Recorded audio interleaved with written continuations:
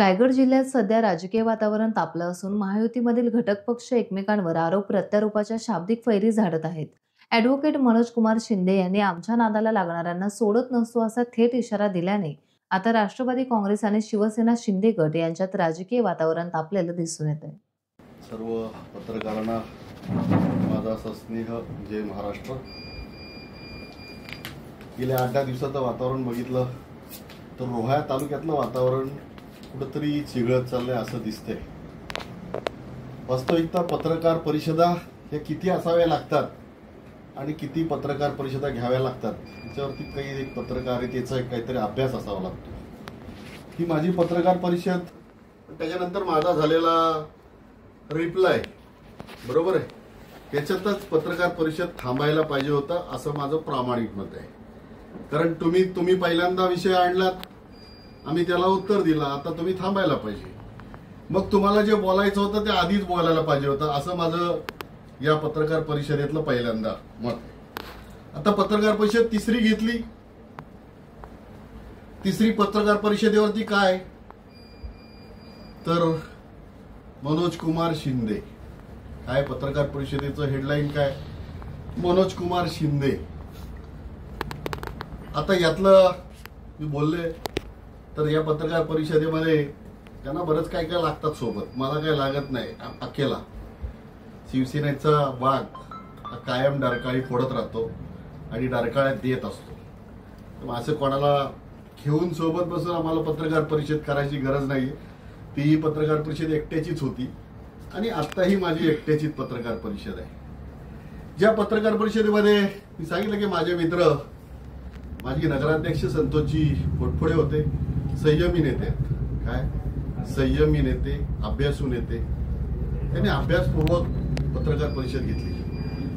त्याचबरोबर मी दुसरेही नेते ओळखेत की महेश कोल्हटकर यांनी देखील संयमीपणे पत्रकार परिषद घेण्याचं काम केलं. कारण कुठंतरी त्यांनी आता असं दिसलं त्यांना की वैचारिक पातळी व्यवस्थितरित्या शहरामध्ये चालायला पाहिजे किंवा राजकारणात चालायला पाहिजे असं त्या दोन नेत्यांचं प्रमुख वक्तव्यावरनं मला दिसलं. परंतु तिसऱ्यांनी जे काय वक्तव्य केलंय, आता मी नाव घेणार आहे कारण मागच्या परिषदेत मी कोणाचंही नाव घेतलेलं नव्हतं. आता तिसरं जे आहे ते माझं उदारीतलं गिराईक आहे.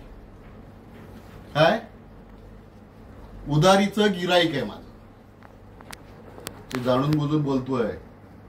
उदारीचं गिराईक, त्याच्यावरती सविस्तर उत्तर येईल किंवा त्याबाबत मी बोलेन. आता फक्त एकच की संतोष पोटफोडे साहेबांनी सांगितलं की आम्ही 6,000 येऊ. निश्चित मागच्या वेळेला आपण 6 मतांनी आलात, आता तुम्ही 6,000 याल. नाही, मी बोलतोय 10,000 याल. आमच्या तुम्हाला शुभेच्छा आहेत, तुम्हाला शुभेच्छा आहेत. 10,000 यावं असं माझं प्रामाणिक मत आहे. समजलं.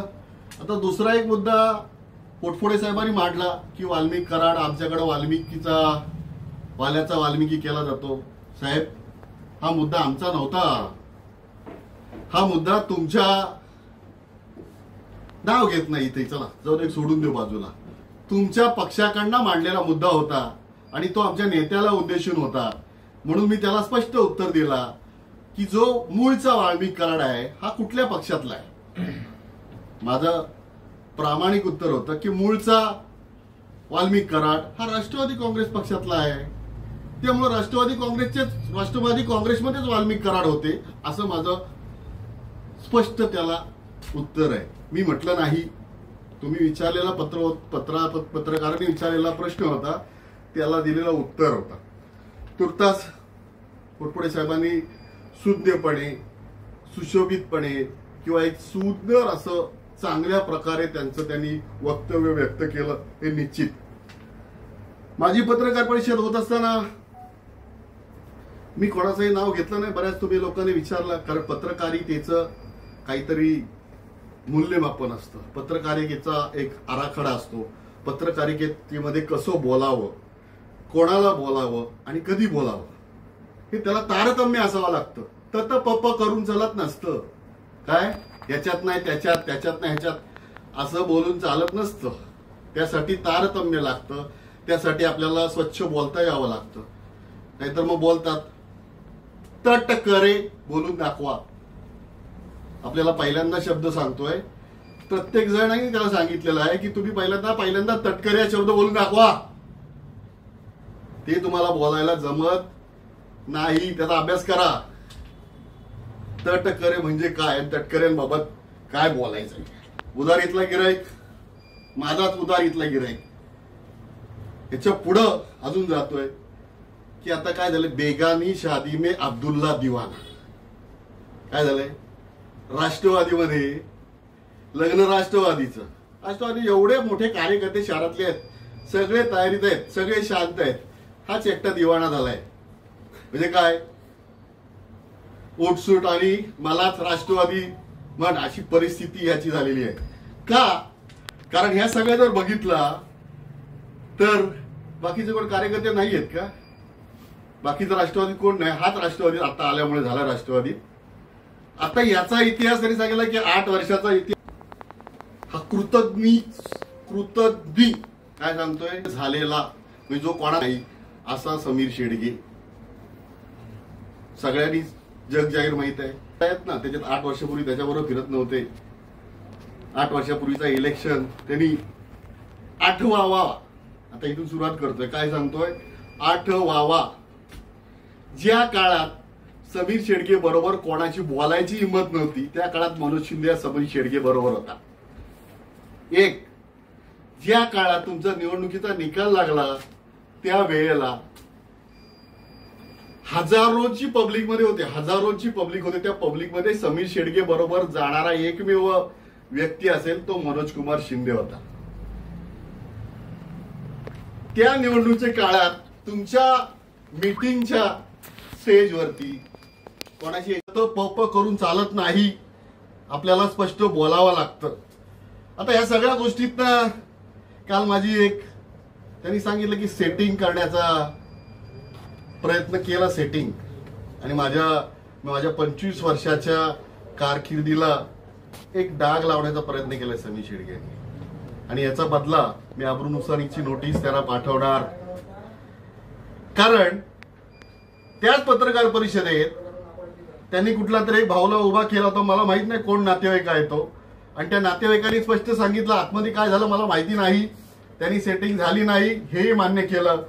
मग काय बोलायचं कोणावरती हे समीर शेडगेला समजलं नाही. त्याचा त्याला पूर्णपणे जाब निश्चित द्यावाच लागेल.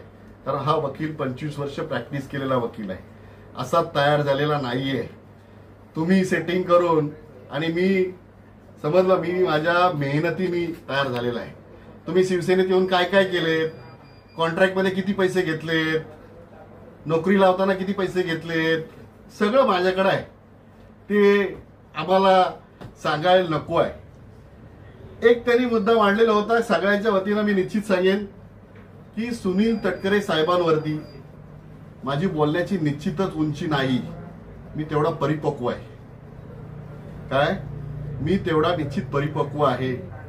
परंतु ज्या वेळेला तुम्ही आमच्या तिन्ही आमदारांवरती माझ्या दैवतांवरती बोलताय त्यावेळेला तुमची तरी उंची होती का माझ्या आमदारांवरती बोलण्याची? याचा देखील अभ्यास करायला पाहिजे होता. उगाच मनोज कुमार शिंदे बोलत नाही. मनोज कुमार शिंदे म्हणजे मी सांगितलं तुम्हाला की माझ्या भरत शेठ गोगावले आहेत. भरत शेठ काय सांगतायत की आम्ही कोणाला पाय लावत नाही, आमचा चुकून पाय लागला तर आम्ही नमस्कार करतो, पण आम्हाला जर पाय लावण्याचा प्रयत्न केला तर आम्ही त्याला सोडत नसतो. आणि हीच परिस्थिती तुमच्यावरती आली. आता समीर शेडगे बोलतायत तालुका प्रमुख गद्दार. अहो गद्दारी तुम्ही केलीत, मी नाही केली गद्दारी. कारण त्या शिवसेनेमध्ये मी कुठेही पदावरती नव्हतो. तुम्ही तालुका प्रमुख होता त्यामुळे मी कोणतंही पद घेतलेलं नव्हतं आणि मी पदाधिकारी नव्हतो. याची पूर्णपणे अभ्यास करा. तुम्ही ज्या पदावरती असताना तुम्ही काय काय वचनं दिलीत, या 8 वर्षात किती पक्ष वाढवलात, किती पक्षाचं नुकसान केलात, याचा लेखाजोखा माझ्याकडे आहे. तुम्हाला सांगतो, तुम्ही बोलताय ना मी निष्ठावान तालुका प्रमुख, मी तुम्हाला चॅलेंज देतो. मी एका वाडीचं नाव सांगतो, ती वाडी कुठं आहे ती दाखवावी आणि प्रत्येक तालुक्याच्या वेशीपर्यंत तुम्हाला कोण ओळखतं हे मला दाखवावं. नाहीतर हा मनोज कुमार शिंदे चॅलेंज दाखवतो, प्रत्येक गावात गेलं तर 10 माणसं उभं करण्याची हिंमत या मनोज कुमार शिंदे मध्ये आहे. तुम्ही तालुका प्रमुख झालात आणि तुम्ही ज्या ज्या गोष्टी केल्यात त्या आता बोलत नाही, त्या मी वेळ आल्यानंतर बोलेन. परंतु महत्वाच्या 2 गोष्टी निश्चित बोलायच्या आहेत, कारण या गद्दारीमध्ये खुद्दार पण असतात आणि मनोज कुमार शिंदे हा खुद्दार आहे, गद्दार नाही.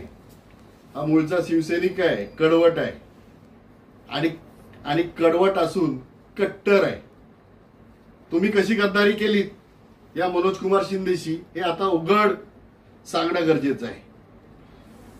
आणि उघड सांगताना या कथनाशी ज्या तुम्ही पद घेतले तेव्हा घेतलेली शपथ आणि तेव्हा घेतलेलं काम कशा पद्धतीने करायचं हे तुम्ही नितीन परमांच्या केबिन मध्ये काय सांगितलं त्याचं आठवण करून तुम्हाला फक्त देतोय. तुम्ही अनेक कॉन्ट्रॅक्ट घेतलेत शिवसेनेकडनं स्वार्थासाठी, म्हणून काय स्वार्थी समीर शेडगे स्वार्थासाठी काय पण करेल, आता पण स्वार्थासाठीच.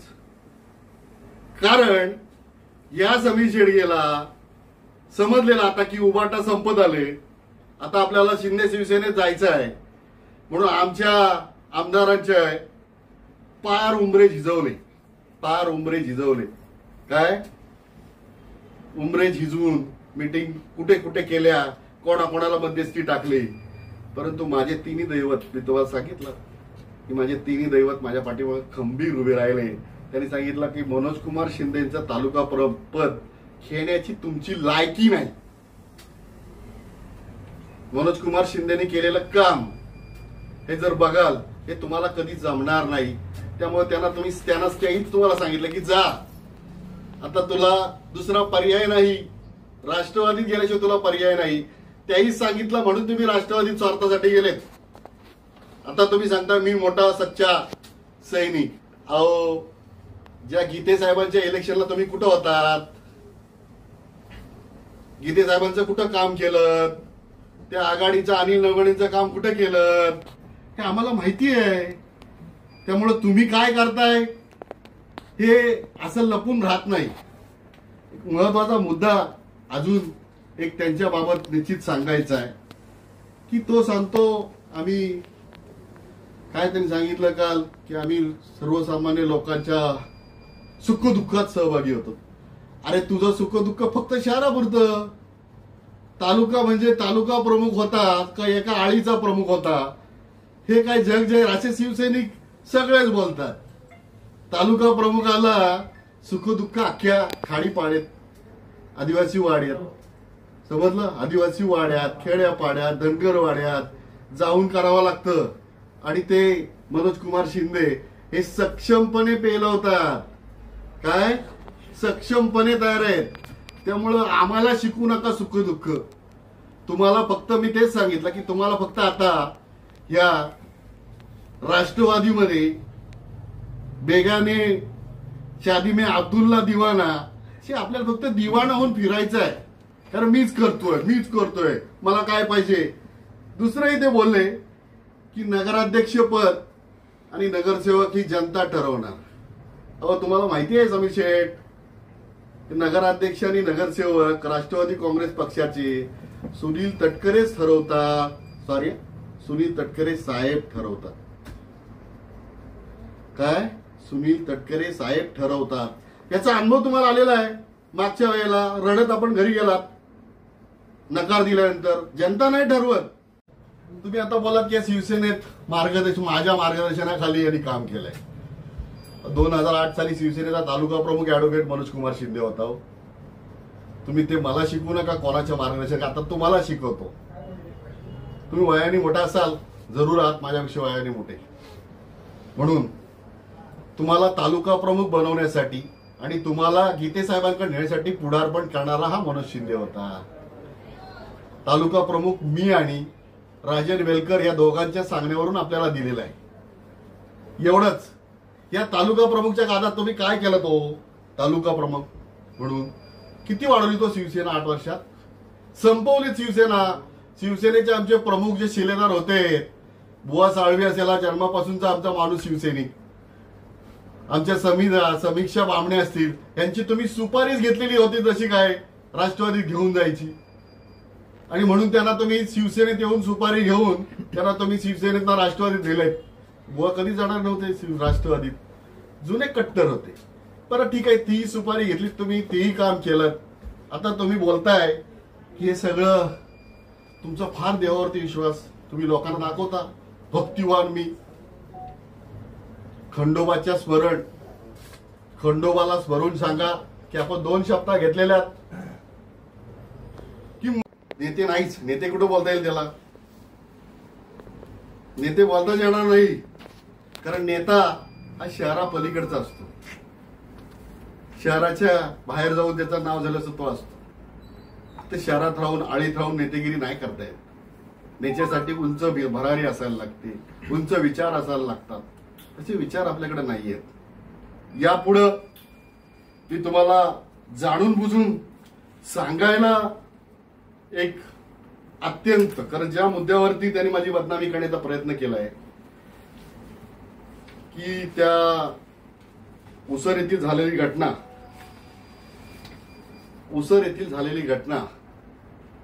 की त्याच्यामध्ये मी सेटलमेंट करण्याचा प्रयत्न केला असा त्यांनी माझ्यावरती बदनामी करण्याचा प्रयत्न केलाय.